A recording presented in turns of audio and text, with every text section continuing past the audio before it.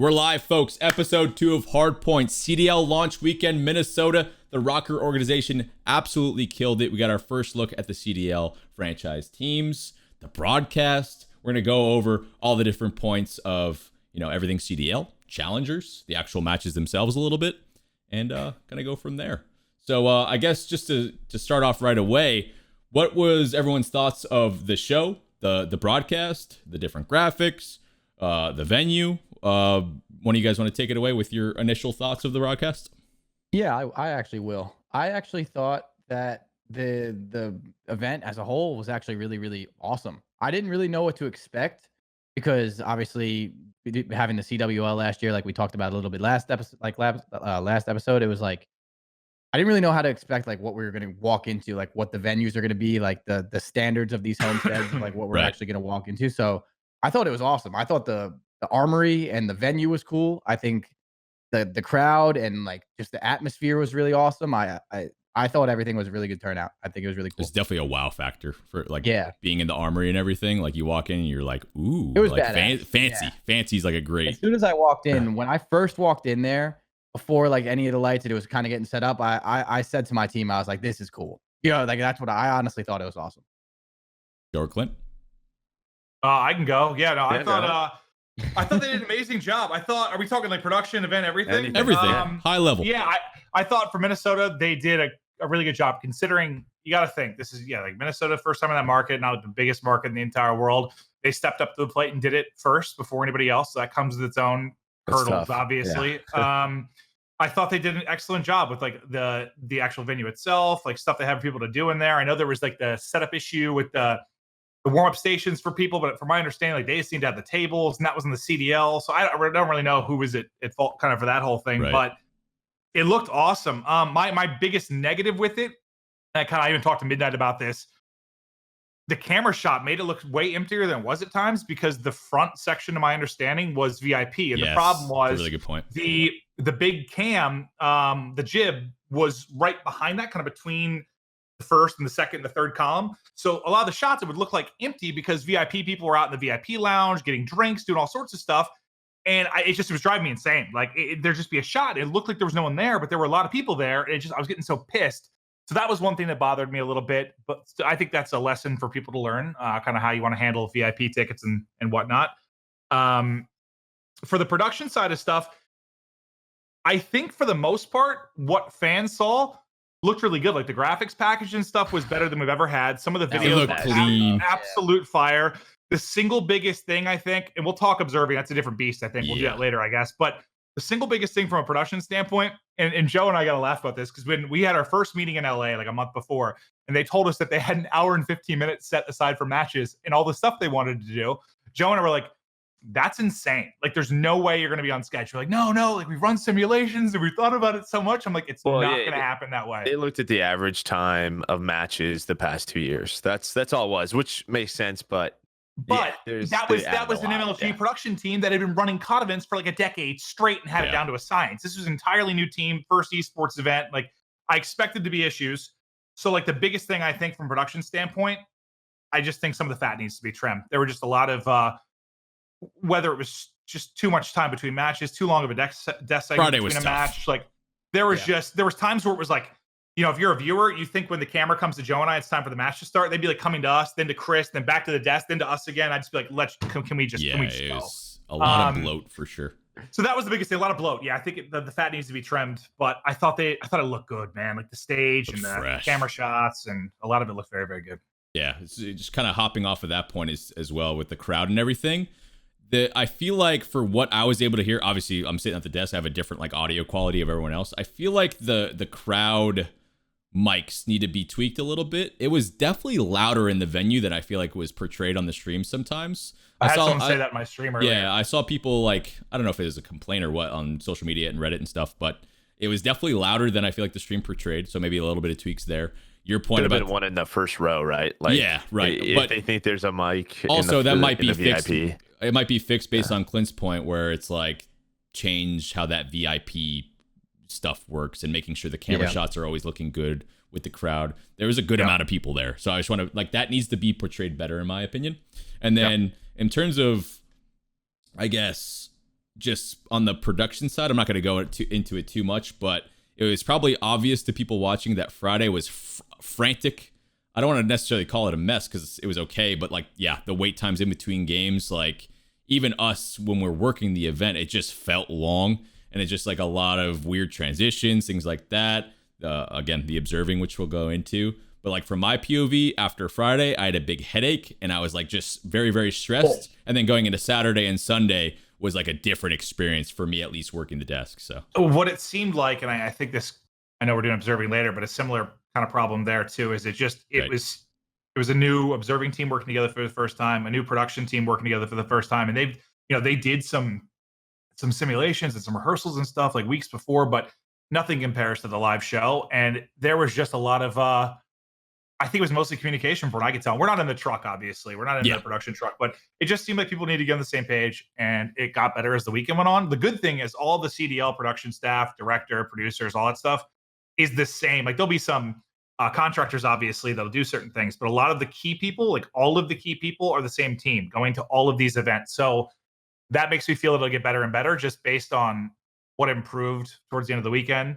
And I just don't know how it looked to viewers versus us. Like I felt like everything was so chaotic at times, and there were so many like little mistakes, but like I don't know that really comes off to the stream as much. So I think for the most part it was really positive. They did a lot of stuff well.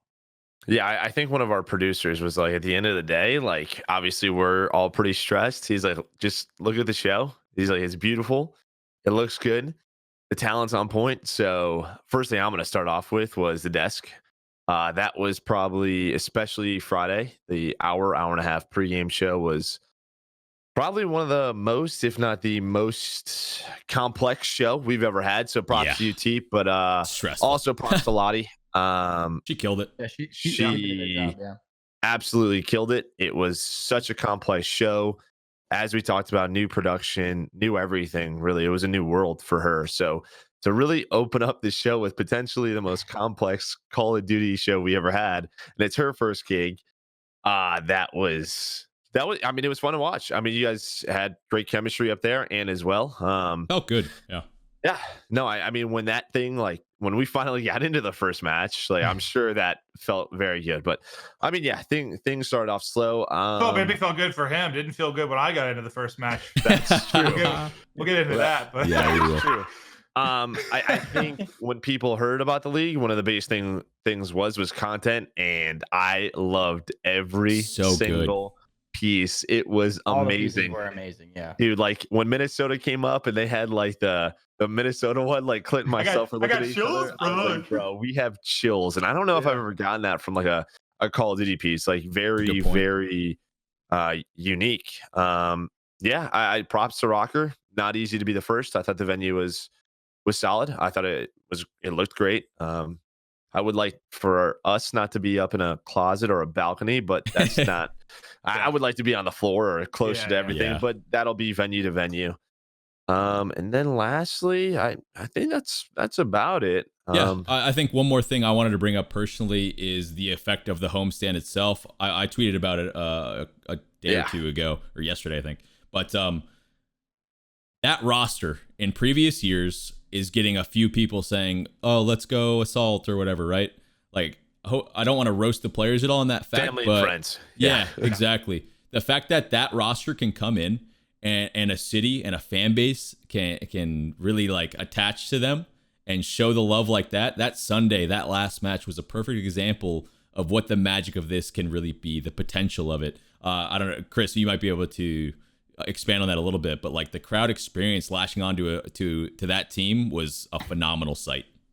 Yeah, no, I saw your tweet about that. I actually talked about that in my stream earlier today. Mm-hmm. Like those players are great players. They're successful players, but it's not. Yeah, it's just usually historically older events. You rooted for Optic, or you didn't really have a big crowd. Exactly. That's just what Optic, it was. Yeah, United. It was starting to get there. Kind of, yeah, but not like, you know what I'm saying. It was just not the same thing. And I honestly thought going there, I thought it'd be the Huntsmen, and then honestly, I really thought it would be Minnesota. And then when I saw Minnesota, especially because one of my good friends, like Asim, he's on that team, and having like that crazy crowd behind them, they were booing Toronto. You know, like they had Gary V hyping them. Everything about it was so awesome to see, and just like being in that atmosphere is crazy. Like, I can't wait for my Atlanta event. I cannot wait for the London event.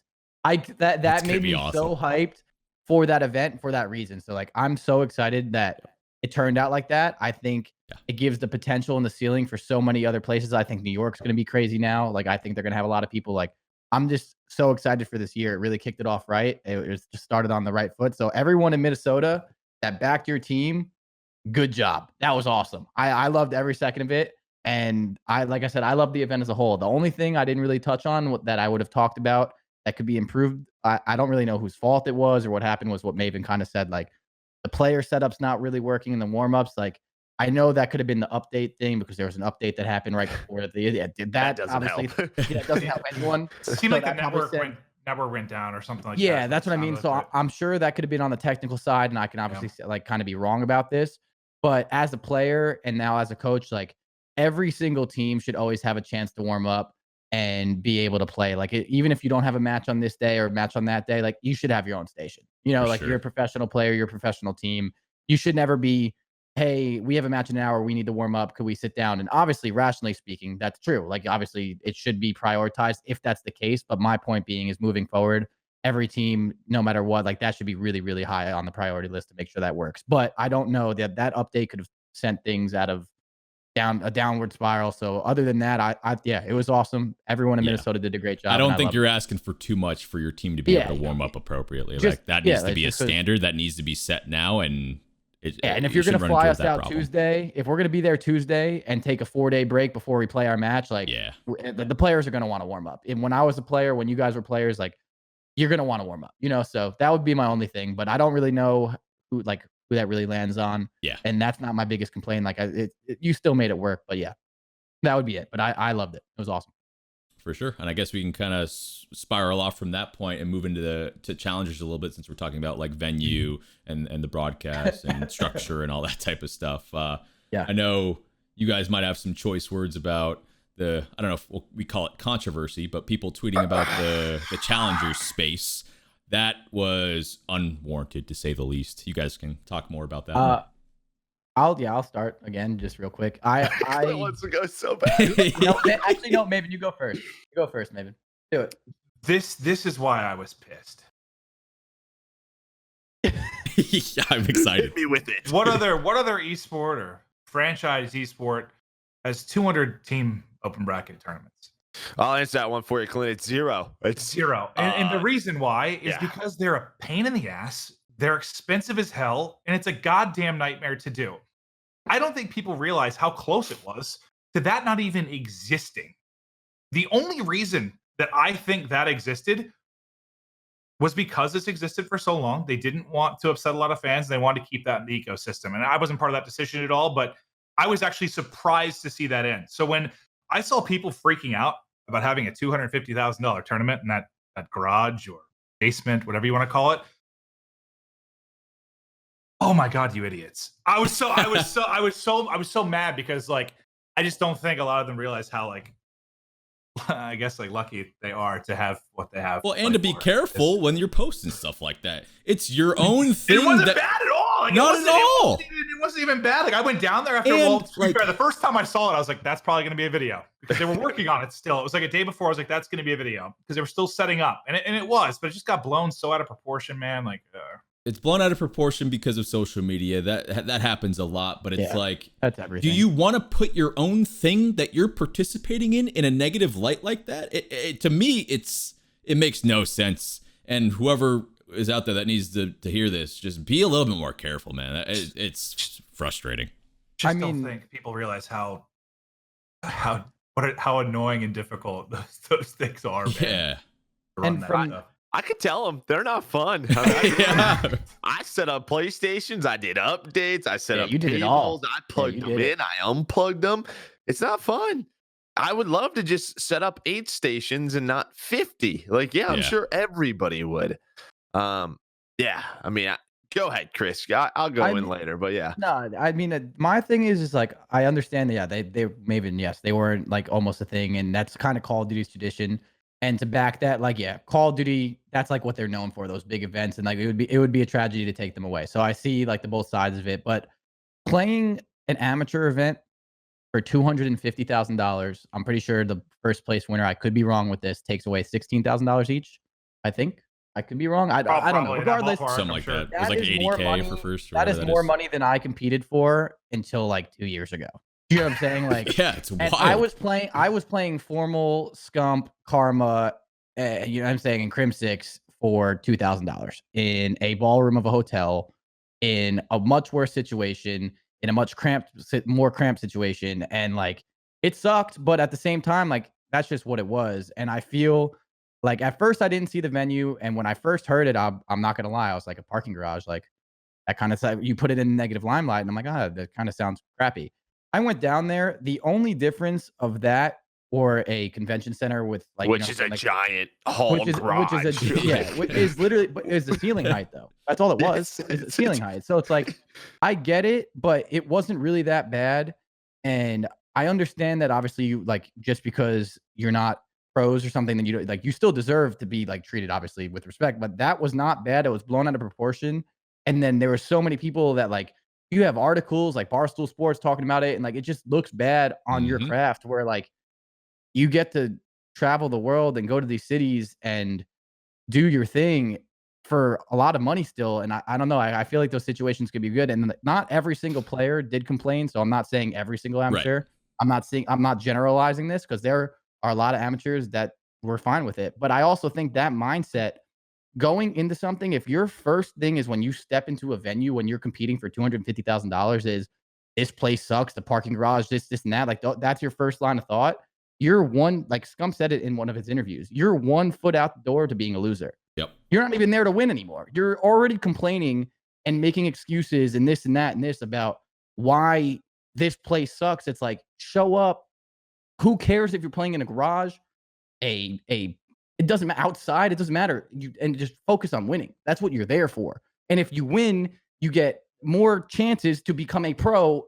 I hope that's the reason why you're there. Right. So it's like, I just don't understand that mindset of why you would do that. And I think there's a lot of amateur players that have been pros out there that would agree with what I'm saying and still think people are ridiculous. But then there's people that have been around for a long time that just like to bitch and moan about it. And it's just super annoying. I don't know. I hate that mindset.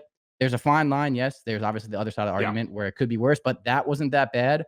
I've played it much worse, and I know I sound like the old guy, like, oh, you should be like, we're all old in my heyday. You know what I'm saying? But like, it's true though. Like, it's been worse. I've seen worse, and for less money. Like, I don't know. I don't think that situation was that bad. I talked to a bunch of amateur players as well that I'm friends with. They liked it. I just think it made it look a lot worse, and some people on social media will see that. Yeah. You see that, and like a fan will be like, oh, wow, that's absolutely terrible. And now they won't even go take the time to research what it actually is. And now you have people hating on the amateur bracket. They're looking for more things wrong that aren't there. Yeah. Can I add real quick one thing on top of this? Just a thought that applies to this and a lot of other things. But it was like the reaction to this, and I want to get it out before I forget.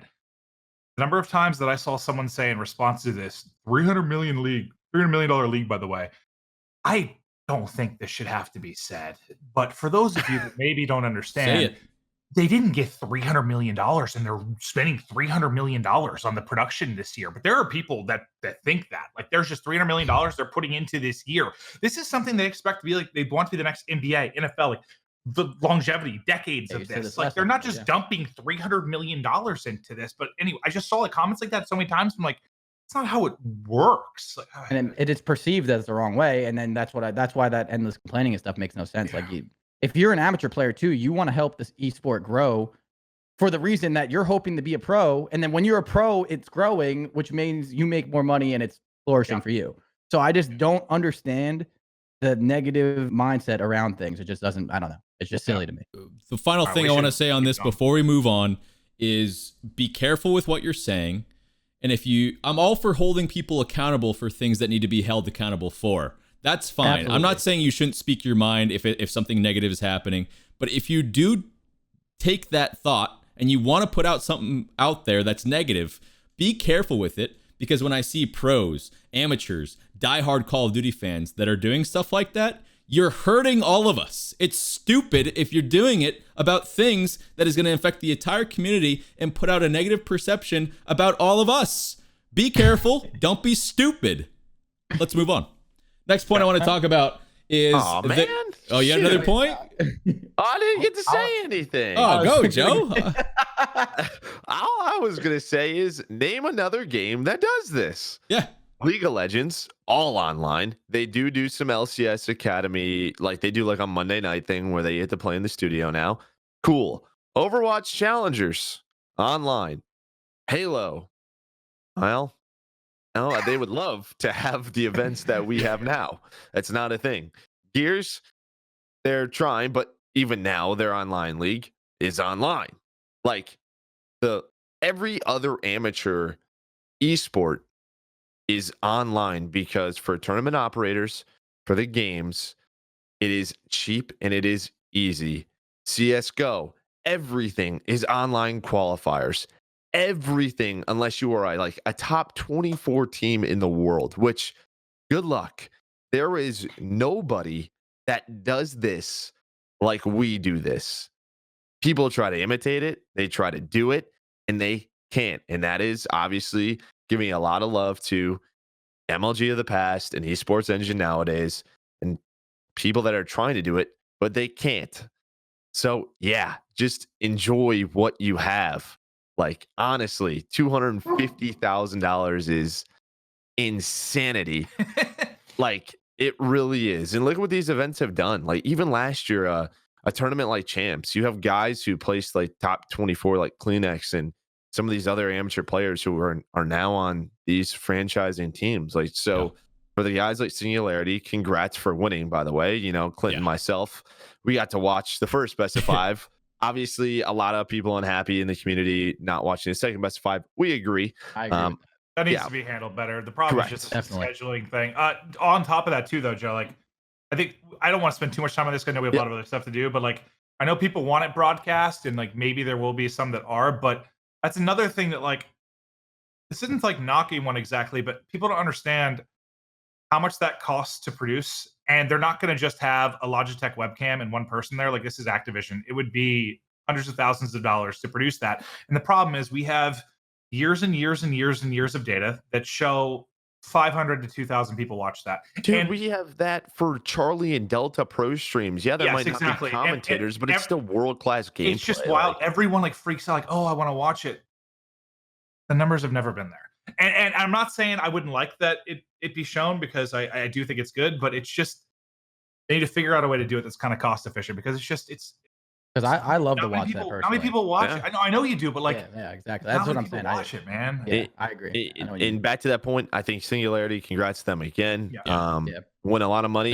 Those guys now are on franchise or like radars. Like there's people now at franchises to watch those. Yeah, like, someone said I saw someone tweet like figure out who's next. If it's not broadcasted, how are people going to find these teams? I'm like, there are people with there are people that are doing their job. If they're doing their job to find the next up and coming player, they don't need it from the stream. Like they should be scouting these guys. Like it's not whether you have that or not, you should be able to scout these guys. And that all goes to my mindset thing. Like if you win these and you do well in these, instead of complaining, like you should have a head down grind mentality. I want to do the best because if we do expand and you've won 3 amateur brackets this year, you're on the radar to getting picked up and being on a franchise and changing your life. So it's like, that's why that stupid mindset just makes no sense to me. And that's why I was getting so frustrated watching it because I want people to thrive and flourish in their careers. And it's just like, I just watch like sometimes them be their own worst enemies and it just sucks. So yeah, but we can move on.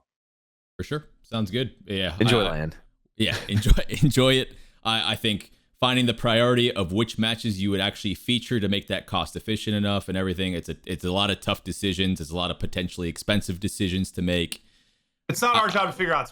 It's above our pay grade. But people just think it's so easy. Like, oh, just add a day to the broadcast. Just add this. It's just not. It's never that simple. For sure. All right. First off, I guess we'll go into the game itself, the watchability of the game, the gameplay. We can go into more like map and mode specific things, which I'm sure Crowder will have a lot of good input in. Can I start off with the observing thing? In-game skins. We're gonna dive into the more gameplay match aspect of everything. So Clint, go for it, man. Yeah, I'm gonna try and get into this as quickly as I can, and I don't care who I piss off because this pissed me off so goddamn much.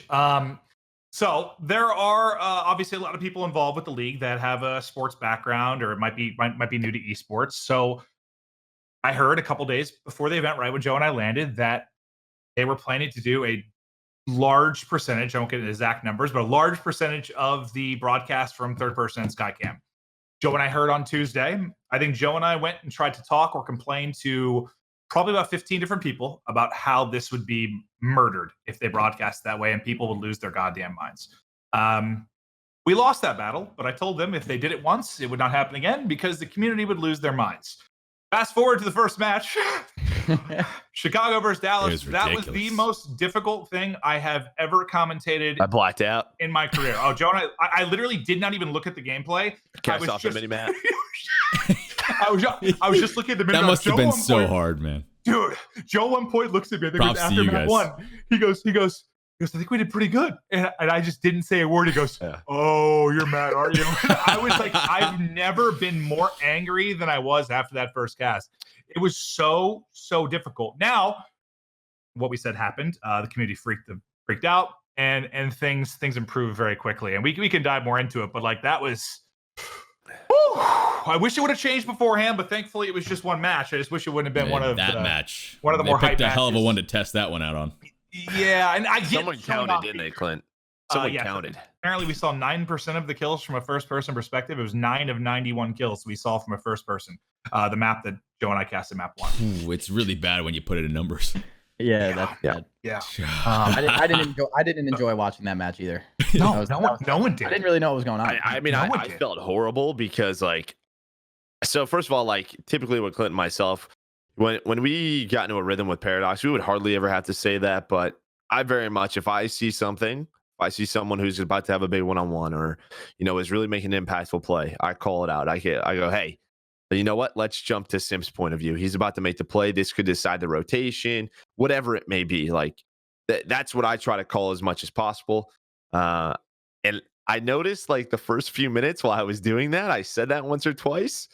It didn't go. So I was like, I'm just going to cast off the minimap, but I found myself at a number of times looking at the minimap, saying something, and I looked up. We weren't there, and I was like, they'll figure it out. I don't know what to tell you.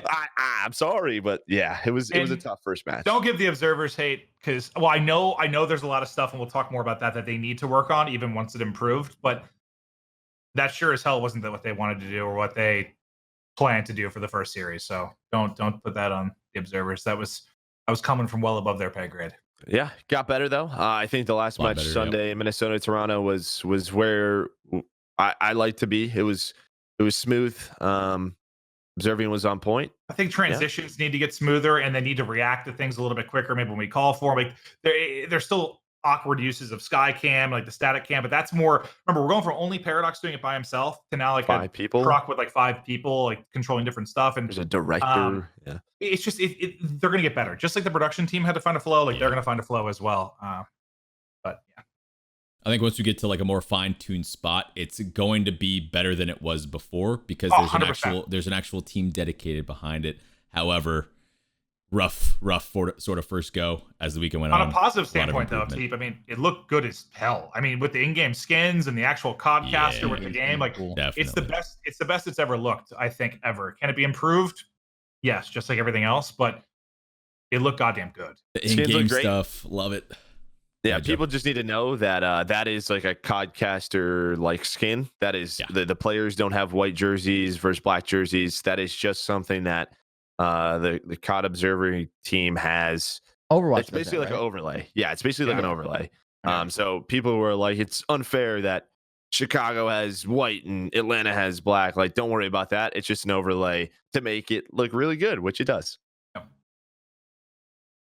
cool. Good point. I guess now we can transition into the actual gameplay itself. Once we got sort of to a better spot with the observing and everything, how did we feel as a whole? Did the game, Hardpoint, S&D, Dom, what are our thoughts? Shoot. One more topic real quick, which we only spent a lot of time on, but go ahead.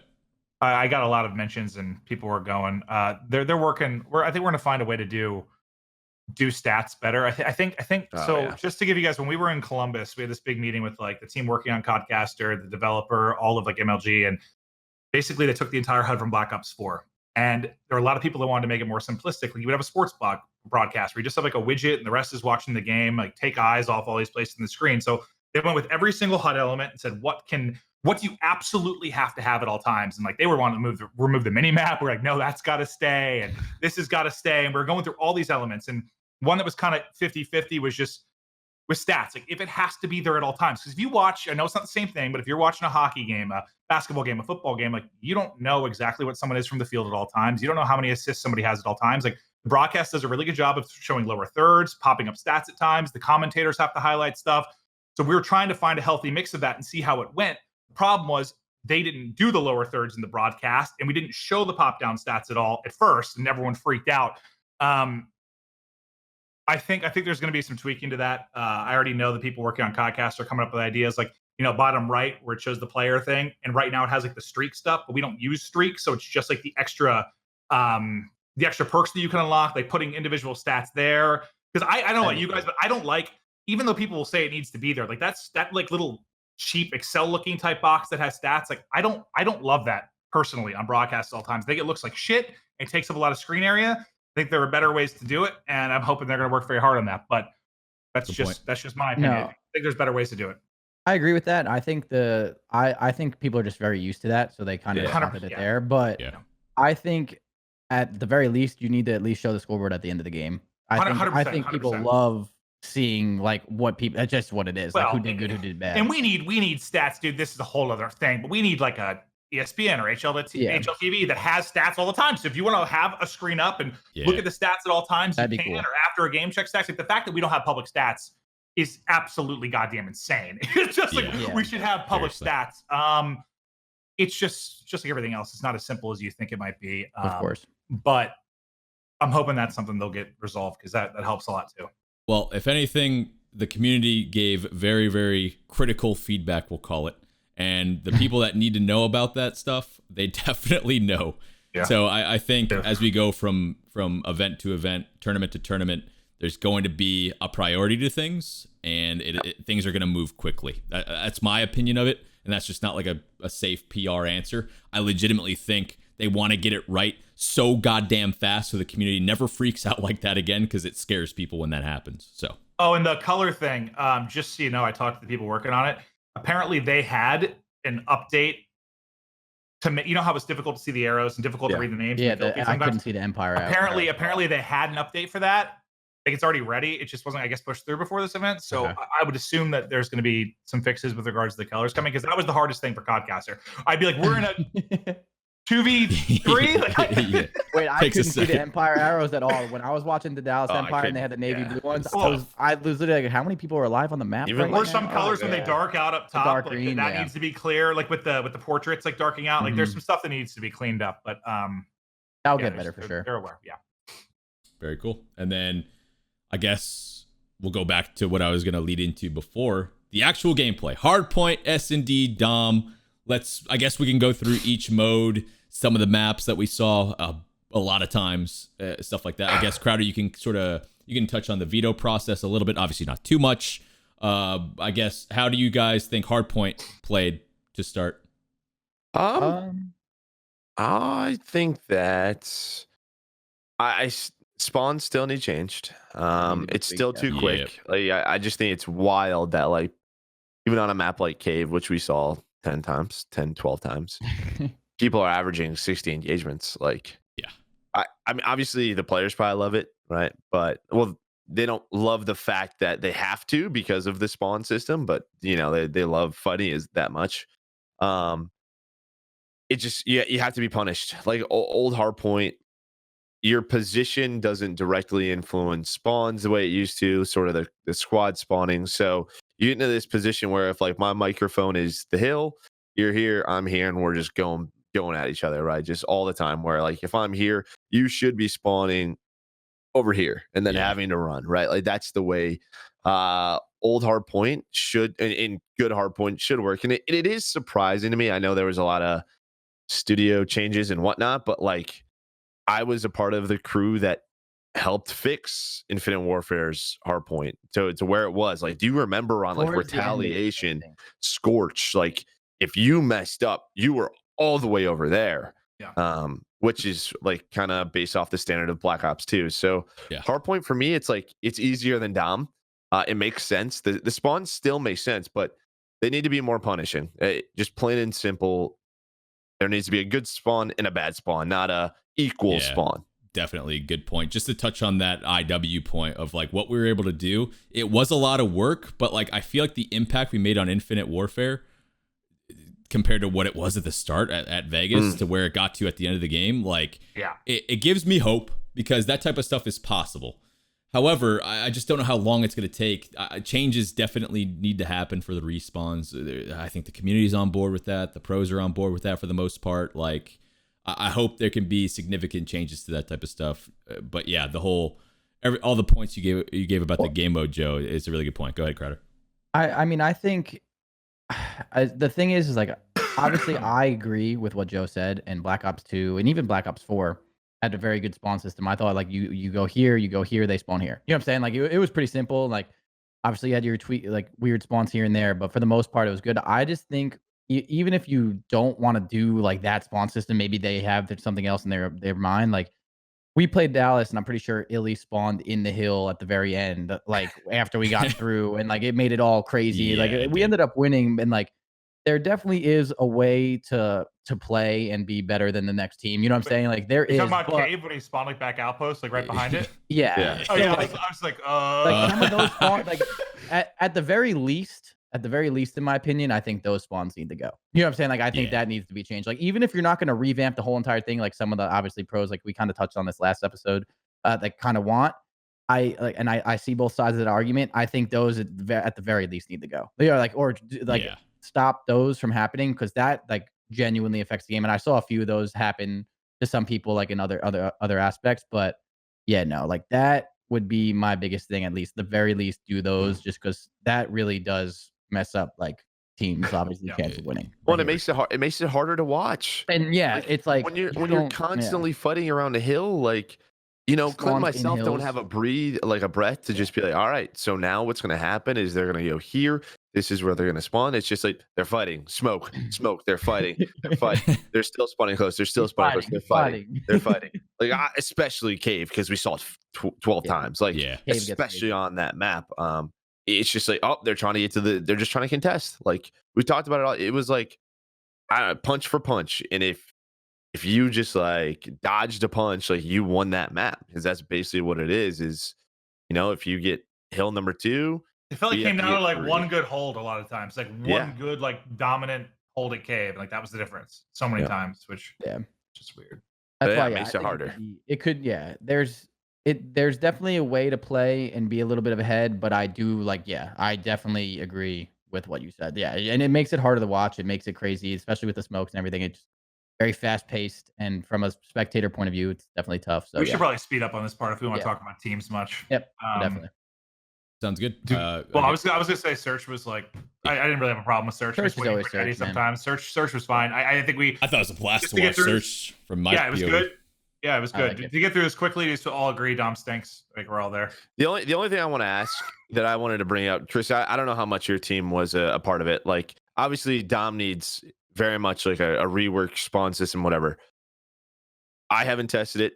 I don't know. Like, is CTF really because I don't know if the people watching know this. Like, there was a vote on CTF or Dom for game 3, because people always ask us, like, why are we playing Dom type thing? So, was CTF that bad? Like, was it? I guess. I personally think that it was good on Gunrunner, and that's it. And I just don't think you can have one. Yeah, usually CTF is very much maps. It is map dependent. But I also think CTF's not a good game mode either. I'm not saying Dom is as well. Right. But if you're asking me personally, I would love to see 3 hardpoints and 2 searches, because I think the better team wins hardpoint most of the time. And the searches is still like, you can have your game mode where like, think about every dynasties or like good teams, like weaker mode it was usually search and destroy. So you can usually sneak out of like a game 5 S&D to beat them. I think if it's 3 hardpoints and 2 S&Ds, in order to beat those good teams, you can sneak some S&Ds in there, but you're going to have to win something that takes slaying. So I personally would love to see that, but that's me loving hardpoint and loving the talented teams putting their teamwork together to win. Because like teams that aren't as slay heavy can easily win hardpoints. It's possible if you do it with teamwork, and you can win your S&D, so you can still win series. But I just think it'd be really cool to see 3 hardpoints and 2 S&Ds. just obviously Hardpoint gets tweaked as well, but that's just my quick take on it too. When you're going through a day, you get to match 3 or 4, and I see Hackney Dom come up on my screen again, I roll my eyes. That's not a feeling I should have. Also made it really weird too. Yeah, and that made it really tough. That definitely didn't help the whole spawning process for sure, with everyone flipping out, the neutrals and everything. Dom, like people were talking about the patches in some of the interviews because they get this quick. Like, oh, the patch changed the game. No, it didn't. It changed Dom. It did not change your hard point. It did not change your shirts. There's no excuse. That's it. The only thing it changed was domination. It changed us. We were actually pretty good at Dom. We got smoked on Hackney. We didn't play it well. It happened. Period. You know what I'm saying? But like, that's not an excuse. We got outplayed. It's like maybe look at better. Maybe look at better. My biggest worry is that like definitely changed Dom. So my biggest worry is we look back at maps that we like kind of like rolled our eyes at over the years, and I don't want, even if things get fixed, I don't know if Dom's gonna get to a point where I'm excited to watch a Gunrunner or a Hackney. I don't think we're gonna. 90% of teams are gonna ban Petro over and over and over again, right? So it's just like, what? Yeah, I mean, if we have to have a third game mode and it has to be Dom, I just want to get it to the point where if Clint asks me what's going on here, I don't go, I don't know. Yeah, I really don't. I can't tell I gotta you. say, it was very hilarious trying to like, you guys are just starting laughing. It's like, oh no, not again. I don't know. I can't explain it. Oh man, the neutralings changed that like a lot. Yeah. Well, do we want to start talking about teams a little bit? Yeah, let's do it. We love to talk, so we're gonna do a 4-hour show. Yeah. We don't need to go like team by team, but are we just like biggest surprise and like I don't know, stuff like that? Oh yeah, and biggest surprise, right? I think we all kind of agree. Paris. I mean, you know, you beat London, you beat Optic Gaming LA, which we know Optic's not the strongest team. I just think, you know, okay, so they start off their first match, they beat Optic Gaming LA in a game 5. We're thinking, all right, we know Optic's not strong right now. It's a surprise, absolutely. But London, they smoked New York, right? New York, Yep. Then they lose to Paris on Sunday. That was the surprise to me because I was like, this is going to be a really good match. And then they blow that S&D. They 3-0 London. I was like, all right, props to them. Like, you know, we talked about it. It's 12 teams, most competition ever, but you got to give my props to the Legion for sure. Dude, they were super balanced too. Like I think I saw like their overall KDs and it was like all between like a 1 and a 1-2. Like everyone played well. I think Kismet, dude, that actually was like really it's sort of outside of gameplay, but like his interviews and stuff were really good. Like I guess I feel like last year was like his breakout. Last year was his breakout year, but like I didn't get to know him that well. I don't remember him doing that many interviews, but like he just was really, really well spoken. Played out of his mind. Yeah, I think Paris doing well is just I tweeted about it yesterday, I think, but like we usually had 16 teams. We had 4 teams that weren't super competitive. We now have 12 teams. All 12 teams are going to be competitive.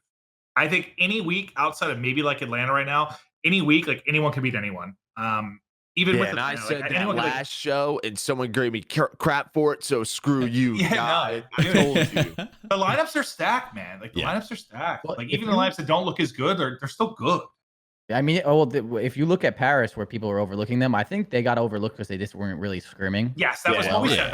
They weren't like, scrimming. it's an information thing for sure. But that team, it has players that they've done well. They've just never gotten a lot of like praise for it. Yeah. Like Kismet is good. I know he's not your most popular player to like fans or even other players, but Kismet has consistently now, even last year, he's done well. He is a good player. Like obviously, you know what I'm saying? Like he might not be the most accomplished, but I think Kismet's good. Even like the E6 team last year, I thought they were going to do well. Champs, they did. Like those players are good. Zed is good. Like Zed does his thing. He did it all last year. Like he was a good player last year. So they have a lot of talent on that team. I love to see like all like the Mind Free guys. I don't know. I'm happy with their team. TeeP, I want to ask you if that was like a good surprise. I think we all kind of agree. Like Seattle might have been the negative surprise. I'd like to hear your thoughts on like Seattle. Yeah. I was kind of gassing them up in our first show. I expected a lot of them. I had them on my own like sort of personal power ranking. I had them a little bit higher up, and the fact that they come out and look like that, kind of a letdown. I think we all knew top to bottom, not going to be one of your top tier S&D rosters. You got to win 1 out of 4. That's what I was going to say. I mean, and this is more of like a higher level thing anymore, right? Yeah. It's not. That's what I'm saying. It was very obvious to me watching at the desk and having to break down a lot of these search and destroy maps. Some of you teams, what the hell are you doing? Spend more time like coming from the coaching perspective too, I know there was times where our team wasn't the greatest in S&D, and it comes down to how much time you're spending not only playing the damn mode, but actually going over it and having the entire team buy into improving. And I don't know if I say half or maybe more than half, but some of these teams would get on the S&D map and I'd look at their offenses for 3-4 times, and I'm like, they don't have a good plan, or maybe one or two players have a plan and no one's on the same page. I just feel like that's unacceptable at the stage we're at. It's lazy. Now. It's laziness. It's an egotistical thing for sure. But like, how many times are you playing a hard point or a dom map? Like. But like, I get, there is part of me that I agree with you 100%, but like, I do get why you wouldn't necessarily want to play other pro teams. Yeah. I guess what's the solve here? Like, do you have to be like at United last year? To me, that's not true though. Like CS teams practice against pro CS teams all the time. I don't think they really, do they scrim that much? They do. That's how they practice. 100%. That's what it is. I feel like most of their stuff is just in league. There's so much CS happening all the time. It's all in like league matches and stuff. Well, obviously now at this point, but that's how they practice. Like, all you do is you try out different things. You figure out what works. You figure out your defaults. It doesn't matter if we play phase 10 times. Like, I don't know. Like, that to me. So they got to figure it out. It's all repetitions. It's all repetitions because the S&D, there's steps. There's step A, which is, where do you want to go? How do you want to get there? Step B is planting the bomb. Step B is how do you want to set up defending the bomb? Same thing on the other side for defense. What's our setup? How do we adjust? Well, if the bomb goes down, how do we retake? I always heard steps. I always heard that people didn't like to play it because like people don't do stuff they'll do on land. People always troll. That sounds like a maturity issue. It's not even about. It is a maturity thing, but it's about getting on the same page with how you want to do things. So if the bomb goes down A and it's a 3v3, how are we retaking that? Yeah, that is a thing. It has to be a thing. It just has to be. Just from our POV, we've been doing this a long time. We know when teams have a plan, a coordinated plan to do things, and I didn't see it very much. And I just feel like people need to be held accountable for it. And I want to see, in the weeks moving forward, just more emphasis. If there's pros or staff that end up watching this, it's just like, I can tell, like it needs to get better. That to me is on the staff now at this point. Like it is more on the organization, the staff, the coaching staff to get their players to practice with what they need. Like if I am someone on the Seattle Surge, you bet my ass I am making sure you were playing X amount of S&D now before your first event, or I am finding you. Good luck, Teddy Rex. Good luck, baby. Yeah, plain and simple. But yeah, back on top about specific teams. Surge didn't look super good in, from what I expected. I guess another team that didn't look super great either is New York. I don't know if someone of you guys want to touch on New York a little bit, but honestly, for me, like Zuma looked phenomenal, and everyone else gave me like a meh. I was expecting more from a talented roster like that. Yeah, I mean, I guess we weren't sure with what to expect from London. London looked pretty solid, and then they played FaZe. So well, I thought New York was going to get 1-1. So even their KDs are like hard to like talk about because they got just shit on by FaZe. So it was like triple donuts in game 2 Surge. Exactly. A tough weekend for New York. I'm sure the one team people are going to want us to talk about is going to be Dallas, in which people are going to be like, they went 0-2. Like they were supposed to be the best team in the game. From my point of view, you played what we now think are the two best teams in the world. Yep. The Chicago match to me was closer than what it was. The game 1 was 250-210. They smoked them in search. Hackney, they got smoked. Gunrunner was like 250-180. It's not like they were out of the games by any means. I still think Dallas is a top 4 team in the world. And if you want me to say they aren't because they lost to the two best teams, I don't know. That's just how I am. Like it was a rough weekend for them. I just think they're going to bounce back. Yeah. I mean, that goes to like, even like what you guys were just talking about Seattle. It's only 2 matches, right? You a bad weekend. Seattle, obviously they went 0-4 in search. If they win one of those, they probably win a series, so it's not like, it's nothing to be too crazy about. I think people right now are giving more not really Seattle. Like I think Seattle's fine, but they're giving Dallas a little bit more of some criticism because there was a lot of interview, a lot of talk, a lot of like there was a target on their back. Which I'm all for. It was awesome. Yeah, that's what I'm saying. But that's what I'm saying. Like there was a target on their back. They didn't perform. It happens. But like I by no means, if you were to ask me now, like I even got a few questions today, like, oh, what did you think of them? Like it's like they're great. They're still a great team. They fell short. They had two tough matches, you know, like they're I think they are I think they're fine.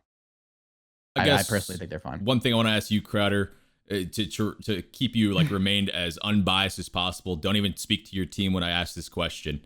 How significant was the patch in terms of like the movement and stuff? Not at Straight all. up, not super significant. So I'll talk about slide canceling like in general because I play the game and there's two different slide cancels and I know I think it made the circle X one like a little bit more delayed or something. I was saying, but like it didn't change the game. No.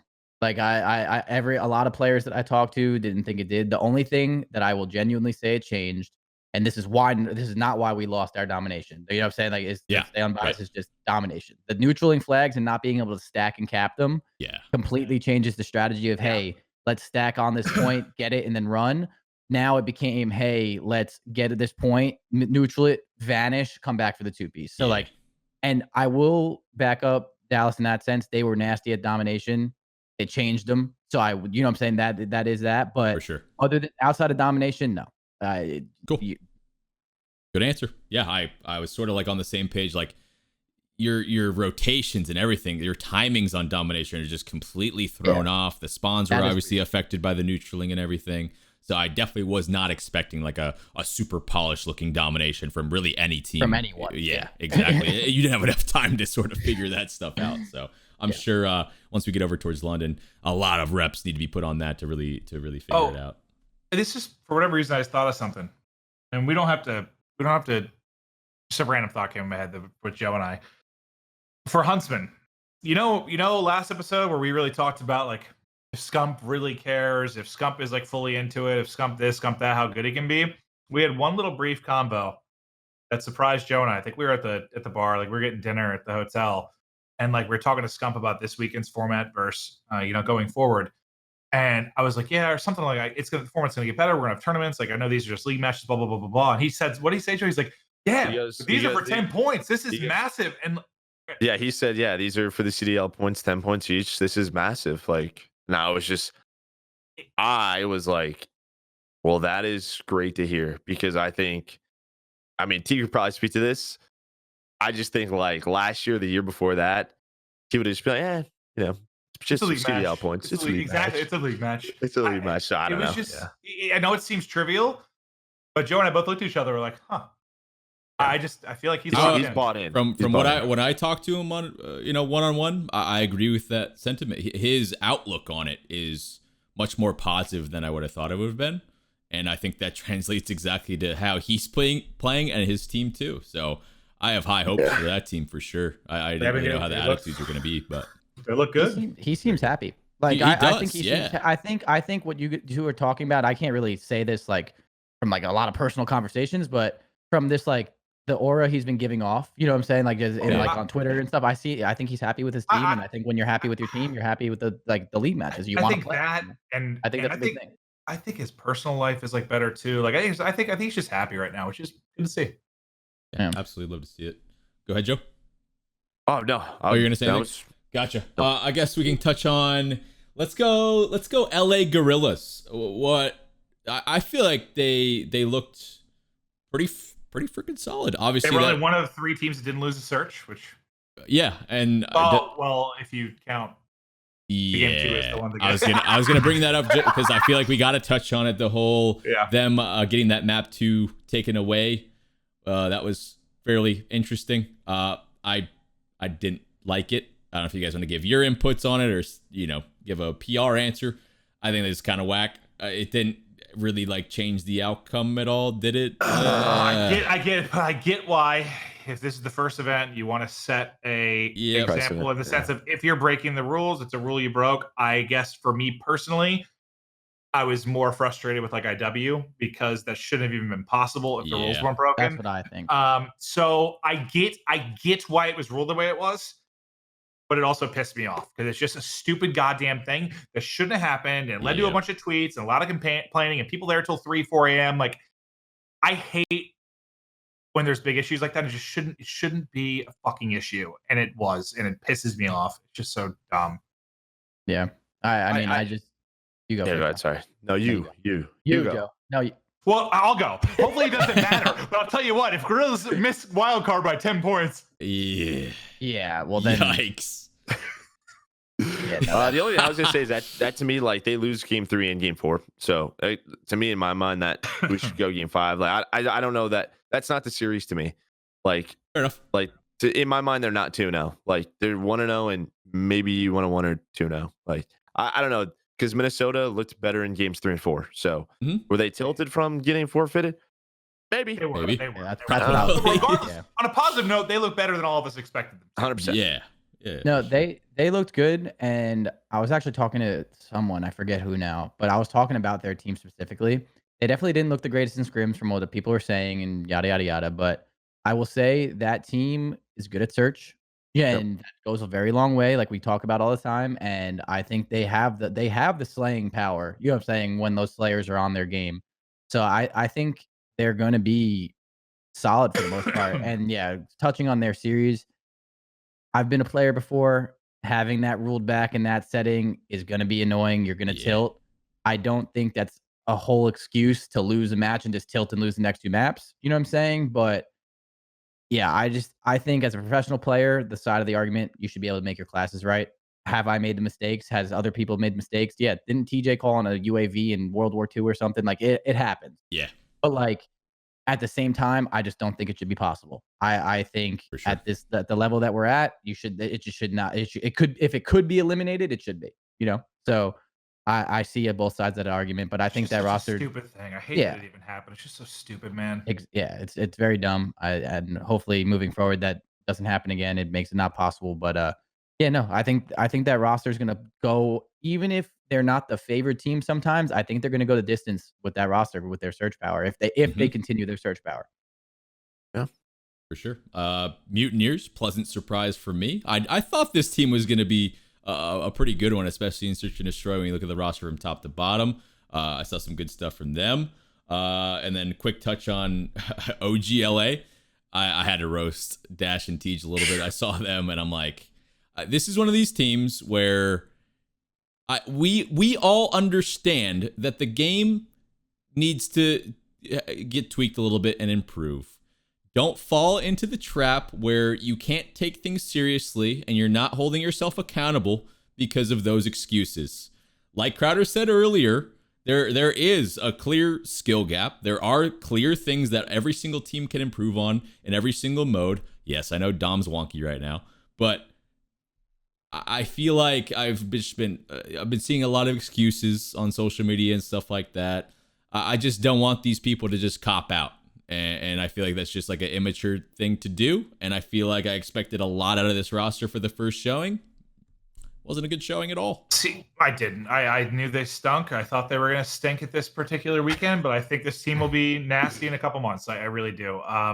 I guess I wasn't surprised. I mean, I tweeted at length about it because people kept, that clip about Optic that was out there, and I was like, they will 100% be the best team in this game. And everyone's like thought that I meant like right now, and I'm like, God, no. I mean, I'm not that dumb. Like, I know they're not very good right now. This is just a team still built for the future, built for the long haul. I guess I sort of had like a thought process. Like I dealt with, or I experienced scrims with Dashy and Tej, and they're different players when they come out to LAN. They treat TJ stunk on LAN. Yeah, he was not. He wasn't good at all. I roasted him for it for sure. Yeah. I don't know. I just had a sort of my individual expectation of these guys when they get on a LAN match, serious situation, and I don't want to say flop, but it's kind of what it was. TJ had a worse KD than Cap. That's a problem. You're not winning shit. I mean, we knew how it was last year with you guys. It was like if he had a good S&D tournament, or if he had like a 1 in respawn because he's the guy entering for you, like that just turns into everything. Such an impact. He's an impact guy. He always has been, always will be. If he plays well, I mean, it sucks to like sort of carry that on your shoulders, but you have to. Like if he plays well, they're gonna do solid. Like to me, it's sort of like, with Chris's team last year, like the reason why Preston was such a big impact on our Thieves, it was like because he was that opener. If you had a round of one, that meant great things for that. That opens things up for your ARs. Bang. Same stuff where he wins the opening duel against like a Scump or, like a Simp or a BZ, like who knows what can happen. You give your team the advantage, start off that trade process. I know it's difficult to do all the time. I mean, if you watch CS at all, we always talk about the impact of like entry fraggers is basically what they're called. But if that player's having a great game, that team dominates. And that's the reason why. Yeah, exactly. So, to me though, I'll say like Atlanta, Chicago, everybody else, really. Just from I know like Paris went 2-0. I know Minnesota went 2-0. You can put an asterisk next to it, whatever you want to do. See, I still think it's Atlanta, Chicago, everybody else. Like that's what I said. I just think it's those two. I think it's those two and everybody else. I just think Atlanta still might be a far ahead of Chicago. Yeah, I still. We'll see. Chicago look good, but I could be wrong. But what's interesting though is Atlanta won't be at this first tournament. Like they won't be at London, so we won't know. We won't know right away how they match up. Interesting scenario. This is like an eyeball test from me. Like I just casted both teams, and that's fair. Atlanta just they look nuts. They didn't drop a search complete round. Product. It's a complete product. They didn't drop a single search round. Not one. Mm-hmm. Not one single. Yeah, I forgot about that. That's pretty good. Yeah. And I'm not just saying this shit because Chris is here. Like, and I know he doesn't want to like gloat or gas his team, but he's just gonna have his little smirk like. Yeah. I mean, I never. You know how I am. I mean, back to work. That's I never think, and even when we won back to back last year, I had the same mindset before we won anything. I always keep my mind on like that. So, but touching on the optic thing, my thing with TeeP, I do agree with you. I think the accountability and the maturity thing is a big thing. Like, I think anything you do in life, personally, the way I view it is like, nothing's going to be perfect, but like you should always have your head on straight and do the most you can do about your current situation because you control your own destiny. You know what I'm saying? So like, yeah, you can wake up every day and complain and whine and blah, blah, blah, and you're going to suck, or you can wake up every day and do your best to be the best that you at whatever's thrown at you. And you'll probably come out of it a little bit better than if you weren't, So I think mindset's a big thing, but sure. You experienced Dashy and TJ last year. I experienced Austin and Kenny. Or Slasher and Kenny, I'm sorry. And the way I feel like Slasher started off last year was kind of almost the same as this year. He wasn't very happy with some of the things in the game and yada, yada, yada. But I said it last episode. I'd say it now and I'd say it forever.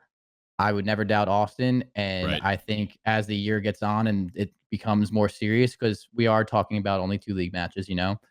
Austin not only holds himself accountable, he holds everybody on the roster accountable and more. How like he's gonna. So like I think that's why, even going back, if you look at Austin's career in IW, when on that MV roster, it was almost kind of the same thing. Yeah, it kind of stunk all year, and then when things started getting down to the nitty gritty, where would they end up? They almost could have won a ring. You know what I'm saying? Like, I think that like it's just what he does, and I think when Austin starts like saying, all right, listen, guys, this is no more BSing around like this. Yeah, I think that's when like they do it more, because start to click, right? I don't like putting it on one person, because in my opinion, I always will say like, I shouldn't have to tell you to want to care, because if you're on my team, I want you to care just as much as me. You know what I'm saying? Like that's kind of childish to be like, oh, if he's not telling me what to do, I'm not going to do it.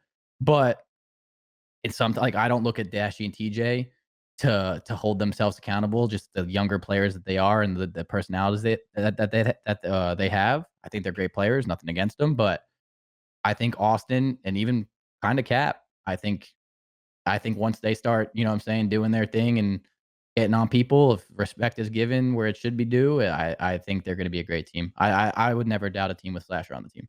Definitely. That's a good point. Shout out Slasher. We're a little bit past an hour right now. I guess we just give a little bit of a touch on the other teams I guess we haven't talked about and sort of wrap from there.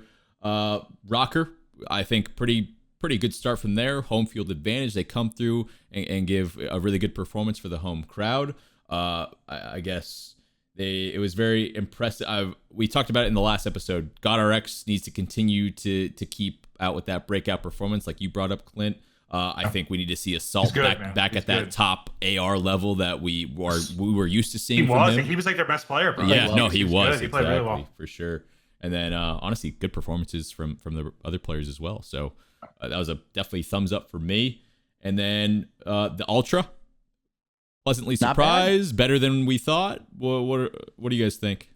Yeah, I mean, I thought they were going to go 0-2. So the fact they beat Seattle on a game 5, but that to me is one of those teams as well. Like I touched on Looney. Like I felt like his teams would be prepared, which means they played S&D, which means they won the match. So one of 3 teams that also didn't drop a surge. So it's FaZe, Gorillas, and Ultra.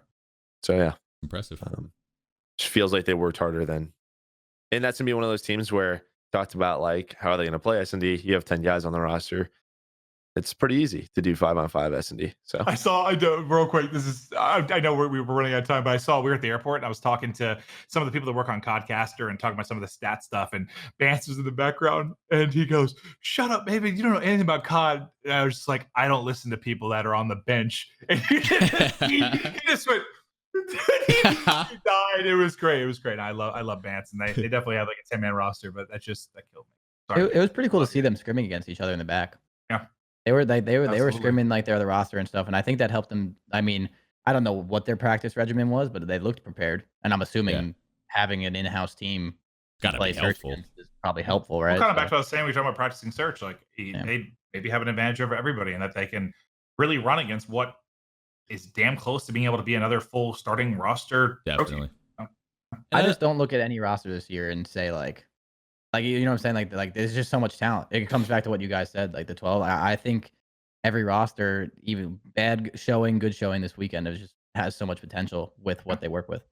Yeah, and then I'll be the one to say this point too.